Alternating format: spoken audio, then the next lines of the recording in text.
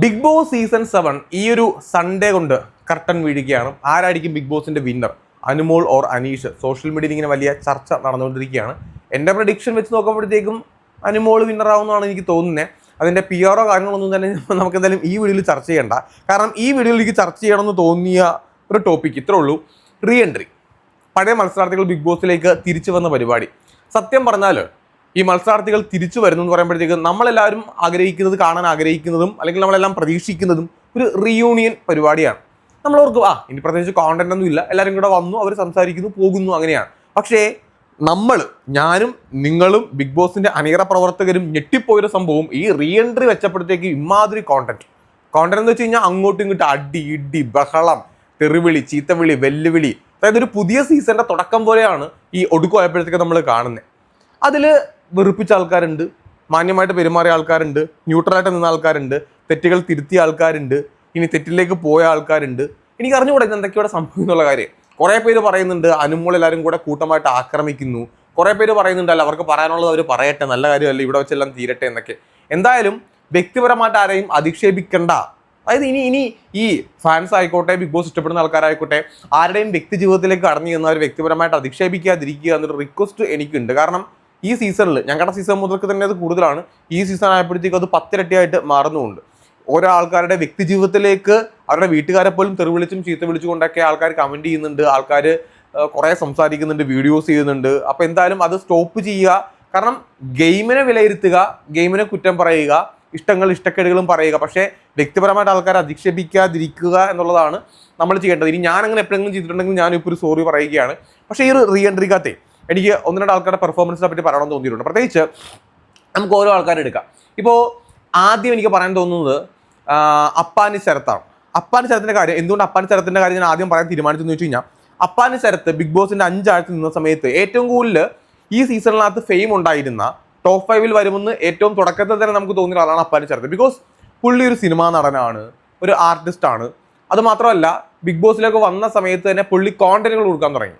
പക്ഷെ കോണ്ടന്റ് കൊടുക്കാൻ വേണ്ടി തുടങ്ങിയപ്പോഴത്തേക്കും നമ്മൾ പ്രതീക്ഷിച്ചിരുന്ന, എല്ലാവരും പറഞ്ഞ കാര്യമാണ്, അയാള് ശരത്തായിട്ടല്ല നിന്നത്, അപ്പാൻ ശരത്തായിട്ട് ആ സിനിമയിൽ അങ്കമാലി ഡയറീസിലെ സിനിമ നടനായിട്ട് നിന്നു. 5 ആഴ്ച പുള്ളി ആവശ്യത്തിനും അനാവശ്യത്തിനും പല കാര്യങ്ങളകത്ത് ഇടപെട്ടു, വെറുപ്പിച്ചു, പുള്ളി അങ്ങ് എവിക്റ്റ് ആയിപ്പോയി.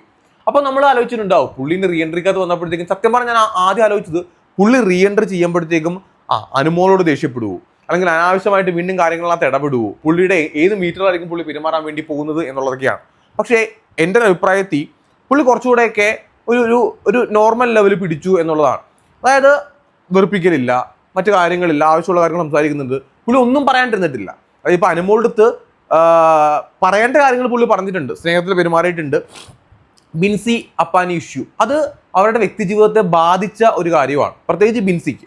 അതിൽ അപ്പാനി കാര്യങ്ങൾ സംസാരിച്ചു, അനുമോളത്തെ കാര്യങ്ങൾ ചോദിക്കുന്നുണ്ട്.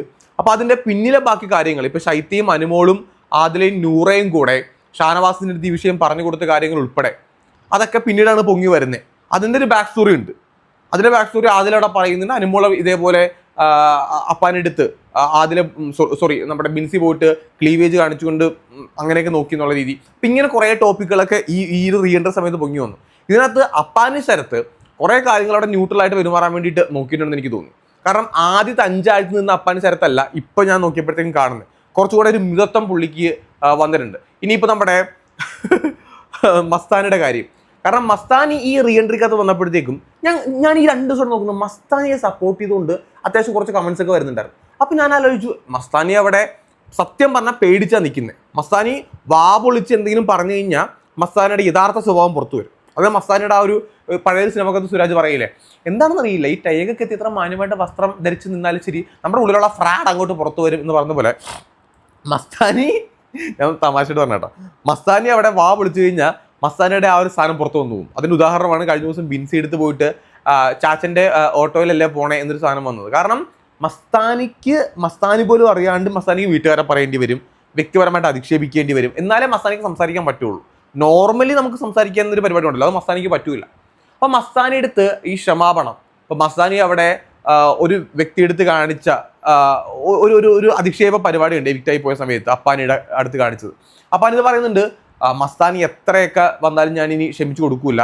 ആദ്യം അക്ബറിൻ്റെ ഒക്കെ പറയുന്നുണ്ട്, എന്തായാലും അവൾ എനിക്കവിടെ കാണണ്ട, അവൾ ഇനി ഇങ്ങോട്ട് എങ്ങനെയാണോ ആ രീതിയിലേ നിൽക്കുള്ളൂ എന്ന് പറഞ്ഞിട്ടുണ്ട്. പിന്നീട് ആര്യൻ്റെ അടുത്തും അക്ബറിൻ്റെ അടുത്തും റൈന ഫാത്തിമയുടെ അടുത്തും അവൾ ഇനി ക്ഷമ ചോദിച്ചാൽ ഞാൻ ക്ഷമിക്കൂല, അവൾ എൻ്റെ മുന്നിൽ വന്ന് കൈയടിക്കട്ടെ എന്നൊക്കെ പറയുന്നുണ്ട്. പക്ഷെ പിന്നീട് നമ്മൾ കാണുന്നത് മസ്താനോട് ക്ഷമ ചോദിക്കുന്നു, പുള്ളി ആയിക്കോട്ടെ അപ്പാൻ ശരത്തായിക്കോട്ടെ പോട്ടെ ക്ഷമിച്ചു എന്ന് പറയുന്നതാണ്. അവൾ എനിക്ക് തോന്നിയ കാര്യം എന്ന് വെച്ച് കഴിഞ്ഞാൽ അതൊരു മനുഷ്യൻ്റെ ക്വാളിറ്റിയാണ്. കാരണം മസ്താനി ഇങ്ങോട്ട് വന്ന് ക്ഷമ ചോദിക്കുമ്പോഴത്തേക്കും നീ ബോഡി എനിക്കിതിന് ക്ഷമന് വേണ്ടിയിട്ട് മറ്റവളെ മറിച്ചവളെ എന്ന് പറയുന്നത് എന്തിനാണ്? അതിൻ്റെ ആവശ്യമില്ല. ഒരു മേശയ്ക്ക് അപ്പുറം ഇപ്പുറം ഇരുന്നുകൊണ്ട് ചർച്ച ചെയ്ത് പോട്ടെ എന്നും പറഞ്ഞ് ഷെയ്ഖാൻ്റെ കൊടുത്ത് പിരിയുമ്പോഴാണല്ലോ ഒരു രസമുള്ളത്. ഈ റിയൂണിയൻ വെക്കുന്നത് ഈ ബിഗ് ബോസിന്റെ മത്സരാർത്ഥികൾ അവസാന സമയത്തേക്ക് ബിഗ് ബോസിലേക്ക് തിരിച്ചു വരുമ്പോഴത്തേക്കും പ്രശ്നങ്ങൾ പറഞ്ഞ് പരിഹരിച്ച് കൈകൊടുത്ത് പിരിയുമ്പോഴാണല്ലോ അവിടെ ഒരു മാന്യത ഉണ്ടാകുന്നത്. അപ്പോൾ എനിക്ക് തോന്നുന്നു അപ്പാൻ ശരത്ത് കാണിച്ചത് ഒരു മാന്യതയുള്ള പരിപാടിയാണ്. കാരണം മാന്യതകേടായിട്ട് അവിടെ ഒരുപാട് തവണ മസ്താനി അപ്പാനെ എടുത്ത് പെരുമാറിയിട്ടുണ്ട് എവിക്ഷൻ സമയത്ത്. അതിനകത്ത് അപ്പാനെ ആദ്യം എന്തോ ചീത്ത വിളിച്ചിട്ടുമുണ്ട് മസ്താനിനെ.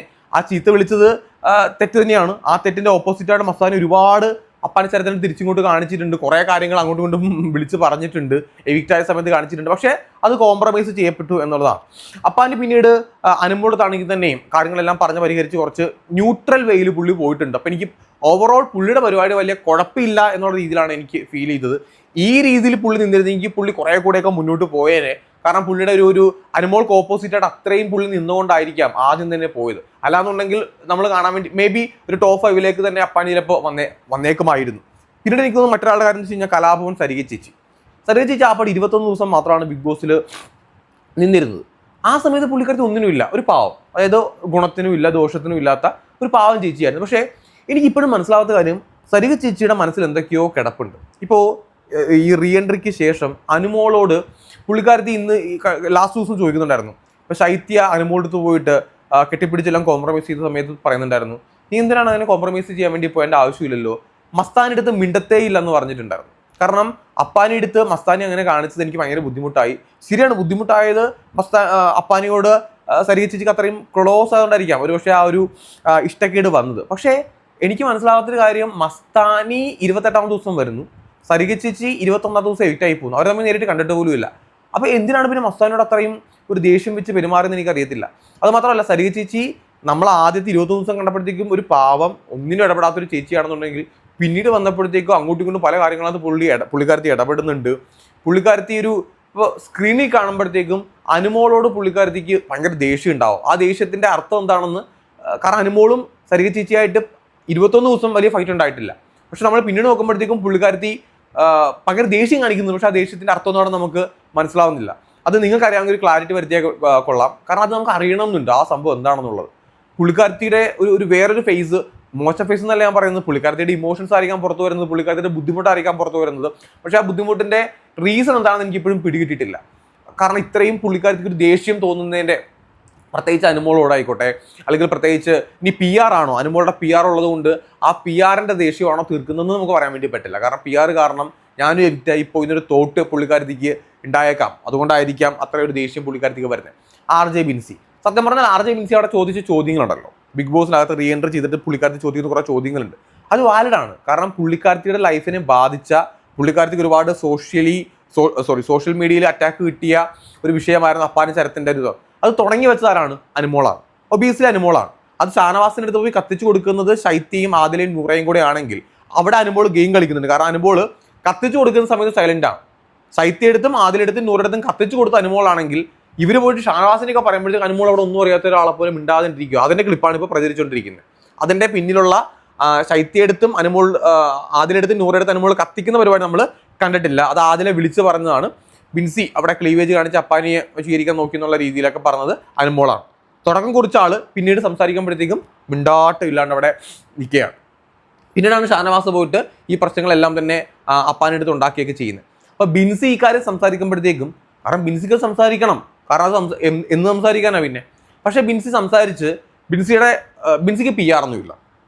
ബിൻസി സംസാരിക്കുമ്പോഴത്തേക്കും ഭയങ്കര റൈസായിട്ട് സംസാരിച്ച് പോകുന്നുണ്ട്. കാരണം ഈ നമ്മുടെ മലയാളി ഓഡിയൻസിനെ ടോപ്പ് 5 എത്തിയ ഒരാൾ, ആദ്യത്തെ ആഴ്ച എവിക്റ്റായ ഒരാൾ വന്നിട്ട് ടോപ്പ് 5 ഒരാളെ കയറി കുറ്റം പറയുമ്പോൾ ദേഷ്യപ്പെടുമ്പോൾ ചീത്ത വിളിക്കുമ്പോഴത്തേക്കും നമ്മുടെ ഇവിടെയുള്ള ഓഡിയൻസിൻ്റെ ഒരു വിഷയം എന്താണെന്ന് വെച്ച് കഴിഞ്ഞാൽ, ഇവർ ആ പണ്ട് ഔട്ടായി പോയതിൻ്റെ ഫ്രസ്ട്രേഷൻ തീർക്കുകയാണെന്ന് പറയും. യഥാർത്ഥത്തിൽ അവർക്കുണ്ടായ ബുദ്ധിമുട്ടായിരിക്കാം സംസാരിക്കുന്നത്. പക്ഷെ അത് ഇത്തിരി കൂടെ എൻ്റെ ഒപ്പീനിയൻ ഞാൻ പറയാം, അത് ബിഗ് ബോസ് എന്ന് പറയുന്നത് ഒരു ഗെയിം കൂടെ ആണല്ലോ. ഓക്കെ, അപ്പോൾ നമുക്ക് ഭയങ്കര ദേഷ്യം ഉണ്ടാവും. അപ്പോൾ നമ്മളോട് മോശത്തരം കാണിച്ചിട്ടാക്കാൻ നമുക്ക് ഭയങ്കര ദേഷ്യമായിരിക്കാം. പക്ഷെ ആ ദേഷ്യം ഈ ലെവലിൽ അങ്ങ് അടിച്ച്, അതായത് അനുമോൾ അങ്ങ് തേജോവധം ചെയ്യുന്നത് പോലെയാണ് പ്രേക്ഷകർക്ക് തോന്നുക. പക്ഷേ അവിടെ RJ ബിൻസി കുറച്ചുകൂടെ മിതത്വം പാലിച്ച് കുറച്ചുകൂടെ ആ ഒരു ടെമ്പർ കുറച്ചുകൂടെ കുറച്ചിട്ടാണ് സംസാരിച്ചിരുന്നെങ്കിൽ അനുമോൾ എന്തെങ്കിലും ആൻസർ പറയൂല. കാരണം അനുമോൾക്ക് ആൻസർ അവിടെ ഇല്ല. അനുമോൾക്ക് ഉത്തരം മുട്ടുന്നതുകൊണ്ടാണ് എണീറ്റ് പോകുന്നത്. പക്ഷെ ആ ആൻസർ പറയുമ്പോഴത്തേക്ക് ആൻസർ പറയിപ്പിക്കാനായിട്ട് കുറച്ചുകൂടെ ഒരു മിതത്വം പാലിച്ച് ചോദ്യങ്ങൾ ചോദിക്കുകയും ഉത്തരം പറയുകയും ചെയ്തിരുന്നെങ്കിൽ എനിക്ക് തോന്നുന്നു RJ ബിൻസി ചെയ്ത പരിപാടി കുറച്ചുകൂടെ നന്നായനെന്ന് എനിക്ക് തോന്നുന്നു. പുള്ളിക്കാരുടെ മീറ്റർ ഒരു വഴക്ക്, പ്രശ്നം, ബഹളം പോലെ ആയിപ്പോയി. ഇപ്പോൾ മസ്താനി എടുത്ത് സംസാരിച്ചപ്പോഴുള്ള കാര്യം നമ്മൾ കണ്ടതാണ്. മസ്താനി എടുത്ത് ദേഷ്യപ്പെടുമ്പോഴാണെങ്കിൽ തന്നെയും നമ്മൾ കാണുന്നത് അവിടെ മസ്താനി വെറുതെ കയറി ചാച്ചനെ വിളിച്ചേക്കുക, ഒരു കാര്യമില്ല. ബിൻസിയുടെ അപ്പന് കയറി മസ്താനി പറഞ്ഞേക്കുക. അത് മസ്താനിയുടെ സ്ഥിരം ഗുണാധികാരമാണ്. അവിടെ തിരിച്ച് പറഞ്ഞു വന്നപ്പോഴത്തേക്കും ഓക്കെ, ഇപ്പം നമ്മുടെ വീട്ടിലുള്ളൊരു തന്തക്ക് വിളിച്ച് കഴിഞ്ഞാൽ നമ്മൾ തിരിച്ച് പറയും, ഒബിയസ്ലി പറയും. പ്രത്യേകിച്ച് ബിഗ് ബോസ് പ്ലാറ്റ്ഫോമിലാണെന്നുണ്ടെങ്കിൽ ബിൻസി ഓൾറെഡി പൊട്ടിക്കീറിയിരിക്കുക. പക്ഷേ പ്രേക്ഷകരുടെ വിലയിരുത്തുന്നതാണ്, ഇവളെന്തോ സാധനമാണ്, ഇങ്ങനെ കിടന്ന് റൈസായി, ഇവൾ ആദ്യം പോയി നന്നായി എന്നുള്ള രീതിയിലേക്ക് നമ്മുടെ ആൾക്കാരങ്ങ് ചുമ്മാ കമൻറ്റ് ചെയ്ത് കളയും. പ്രത്യേകിച്ച് ബിൻസിക്കാണെങ്കിൽ സപ്പോർട്ട് ചെയ്യാനായിട്ട് ഒരു ഫാൻ ബേസും ഇല്ലാണ്ടായിപ്പോയി. കാരണം ആദ്യത്തെ ആഴ്ച എവിക്റ്റ് ആയ ആളാണ്. ആ എവിക്റ്റ് ആയ ആൾക്ക് അവർക്കൊരു ഇപ്പോഴും RJ ബിൻസി ഇഷ്ടപ്പെടുന്ന ഒരാളെന്ന് പറഞ്ഞുകൊണ്ട് ഒരു ത്രൂ ഔട്ട് ഫാൻസ് അവർക്ക് കുറവായിരിക്കും. അവരെ സപ്പോർട്ട് ചെയ്യാനുള്ള ആൾക്കാരും കുറവായിരിക്കും. അപ്പം ആ ഒരു പ്രശ്നം പുള്ളിക്കാരത്തെ അലട്ടുന്നുണ്ട്. അത് പുള്ളിക്കാരത്തെ എന്തുകൊണ്ട് ആൾക്കാർ കോർണർ ചെയ്യുന്നു, പുള്ളിക്കാരത്തെ മോശക്കാരത്തെയാണെന്ന് പറയുന്നു, ദേഷ്യക്കാരത്തെയാണെന്ന് പറയുന്നു എന്ന് വെച്ച് കഴിഞ്ഞാൽ പുള്ളിക്കാരത്തെ ആദ്യത്തെ ആഴ്ച തന്നെ എവിക്റ്റായി പോയ ആളായതുകൊണ്ടാണ്. അതാണ് ബിൻസിയുടെ കാര്യത്തിൽ ഇപ്പോഴത്തെ പെർഫോമൻസ് തോന്നിയത്. പിന്നെ ശൈത്യയുടെ കാര്യം, ശൈത്യയാണ് ഈ ഒരു സീസണിൽ ഏറ്റവും കൂടുതൽ സൈബർ അറ്റാക്ക് നേരിടേണ്ടി വന്ന ഒരാൾ.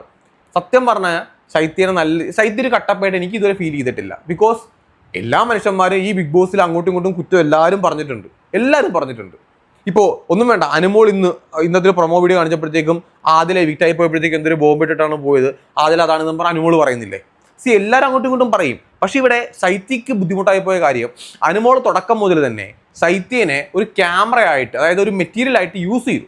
അത് ശൈത്യ മനസ്സിലാക്കിയത് എവിക്റ്റായി പോയ ദിവസമാണ്. അപ്പോൾ ശൈത്യക്ക് മനസ്സിലായി, ഞാൻ എന്നെ ചതിച്ചതാണ് എന്നൊരു തോന്നലുണ്ടായി. അതിനു മുന്നേ അനുമോൾ അങ്ങോട്ടും ഇങ്ങോട്ടും ആൾക്കാരുടെ കാര്യം പറഞ്ഞിട്ടില്ലേ, കുറ്റം പറഞ്ഞിട്ടില്ലേ, എത്രയോ കുറ്റം അനുമോൾ അവിടെ പറഞ്ഞിട്ടുണ്ട്. ഞാൻ അനുമോളുടെ പേരെടുത്ത് പറയാൻ കാരണം അനുമോളുടെ ആൾക്കാരാണ് ഈ ശൈത്യനെ കട്ടപ്പയാക്കുന്നത്. അനുമോളെ സപ്പോർട്ട് ചെയ്യുന്ന ആൾക്കാരാണ് ശൈത്യനെ കട്ടപ്പയെടുക്ക് വരുന്നത്. അപ്പോൾ ഈ ശൈത്യക്ക് ഇത്രയും സൈബർ അറ്റാക്ക് ഉണ്ടാകുമ്പോൾ, ഇത്രയും ബുദ്ധിമുട്ടുണ്ടാകുന്ന സമയത്ത് അവർ തിരിച്ചു വരുമ്പോഴത്തേക്ക് അവർക്ക് ചോദിക്കാൻ വേണ്ടി തോന്നും. അവർ ചോദിക്കേണ്ടത് തന്നെയാണ്. അവർ ചോദിച്ചപ്പോഴത്തേക്ക് എല്ലാവരും കൂടെ അനുമോൾ അറ്റാക്ക് ചെയ്യുന്ന, അനുമോളെ കോർണർ ചെയ്യുന്നേ. എനിക്കങ്ങനെ ആ പരിപാടി വർക്കായിട്ട് പിന്നെ ചോദിക്കണ്ടേ. പിന്നെ അനുമോൾക്ക് എന്തെങ്കിലും ഉത്തരമുണ്ടോ? ശൈത്യ എടുത്ത് നേരെ നിന്നുകൊണ്ട് ഉത്തരം പറയാൻ പറ്റുന്ന എന്തെങ്കിലും കാര്യം അനുമോൾക്ക് അവിടെ ഉണ്ടോ? ഒന്നുമില്ലല്ലോ. നേരിട്ട് പറയില്ല. കാരണം അനുമോൾ അവിടെ മസ്താനി എടുത്ത് മാറി നിന്ന് കുറച്ച് വർത്താനങ്ങൾ പറഞ്ഞിട്ടുണ്ടായിരുന്നു. അത് ഓഡിയൻസിനുള്ളതാണ്. പിന്നെ ഓഡിയൻസിൻ്റെ അനുമോളുടെ PR ടീമിൻ്റെ അടുത്ത് ഓൾറെഡി ഈ പഴയ വീഡിയോ അവിടെ സേവ് ചെയ്ത് വെച്ചിട്ടുണ്ട്. ഷാനവാസിൻ്റെ അടുത്ത് പോയിട്ട് ശൈത്യ പറഞ്ഞു കൊടുക്കുന്ന പരിപാടി. അപ്പോൾ ശൈത്യ അവിടെ കട്ടപ്പയായിട്ട് മാറുകയും ചെയ്യും. ശൈത്യ ഈ കാര്യം ചോദിക്കുമ്പോഴത്തേക്കും അനുമോൾക്ക് സപ്പോർട്ട് ഉണ്ടാകും എന്നുള്ള കാര്യം വാസ്തവമാണ്. കാരണം ലാസ്റ്റ് വീക്കാണ്, ഫിനാലെ വീക്കാണ്. ഓൾറെഡി ഈ ശൈത്യ ഉൾപ്പെടെയുള്ള ആൾക്കാർ ആദ്യത്തെ ആഴ്ചകളിൽ എവിക്റ്റായി പോയ ആൾക്കാരാണ്. അവർക്കൊരു ഫാൻ ബേസ് ഇപ്പോഴും ഒരു അനുമോളേക്കാൾ കൂടുതൽ ഫാൻ ബേസ് അവർക്ക് ഉണ്ടാവത്തില്ല. അപ്പോൾ സ്വാഭാവികമായിട്ട് അനുമോളുടെ ഫാൻസും PR ടീമും എന്തായിരിക്കും ചെയ്യുക? എല്ലാവരും കൂടെ കൂട്ടം കൂടി അനുമോൾ ആക്രമിക്കുന്ന, എല്ലാവരും കൂടെ പ്രശ്നം ഉണ്ടാക്കുന്ന രീതിയിലേക്ക് കാര്യങ്ങൾ വളച്ചൊടിക്കും.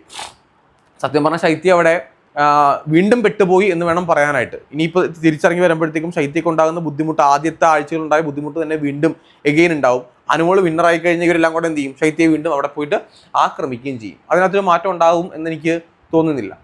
ഇനി ബാക്കിയുള്ള ആൾക്കാരുടെ റീ എൻട്രിയിൽ ഇപ്പോൾ എനിക്ക് റീ എൻട്രിയുടെ കാര്യത്തിൽ രേണുസുതി രേണുസുതിയുടെ ഒരു റീ എൻട്രി പരിപാടി എന്ന് വെച്ച് കഴിഞ്ഞാൽ, നിങ്ങൾ രേണുസുതി മാത്രമല്ല, രേണുസുതി, ലക്ഷ്മി, ഒണിയൽ, അഭിശ്രീ, ആര്യൻ, റന ഫാത്തിമ, കുറേ ആൾക്കാർ, ഇവരെല്ലാവരും റീ എൻട്രി, ഞാൻ ആരുടെയും പേര് വിട്ടുപോകണമെന്ന് എനിക്ക് അറിയത്തില്ല, റീ എൻട്രി ചെയ്തിട്ട് എന്ത് ചെയ്തു?